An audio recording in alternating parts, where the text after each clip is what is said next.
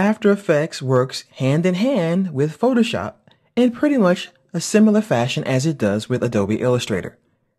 I'm going to hop over to Photoshop and show you that I have the same kind of artwork that we had in the Illustrator lesson. The old Banshee, and we have the different layers for eyes, body, hair, and the background. And they're in these little folders here. Now what we can do is we can go to File, New when you want to start a brand new project, and you can choose that film and video preset that we saw in the Illustrator lesson. You can also choose your size from the drop-down to make it compatible with the size you're working with in your After Effects project.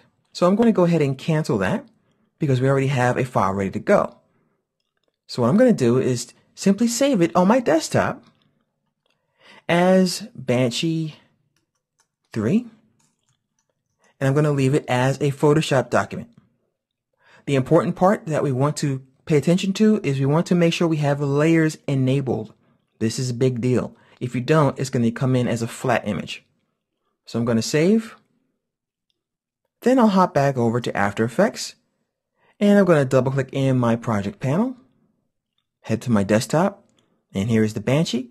Like before, we can choose to bring it in as footage, a composition, or retain layer sizes. So let's go ahead and start with footage. And we'll choose footage here in the Import Kind option. We can choose Merge Layers, and as you see here, we're not given a folder with the different layers that we can access. We're given one piece of artwork. For our purposes, that's not really going to help because we want to animate that. So I'll double click.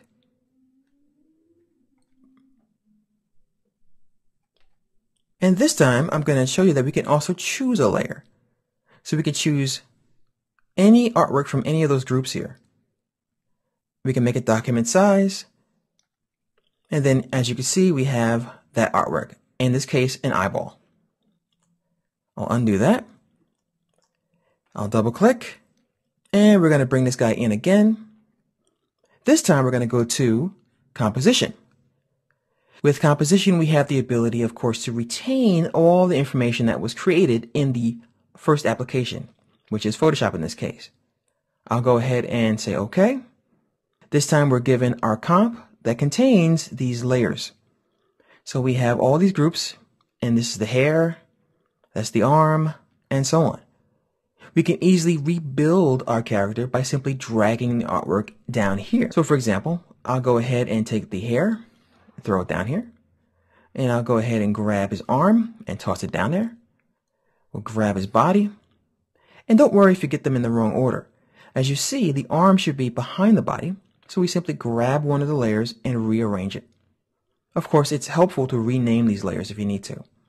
We'll take the head, and we can manually drag it over here as well if we want to position things. We can go here and grab the eye, and once again, put it where we want it to go. Grab the other eye, and manually place our character where he belongs. You take the background, put it all the way in the bottom layer, and we're ready to go.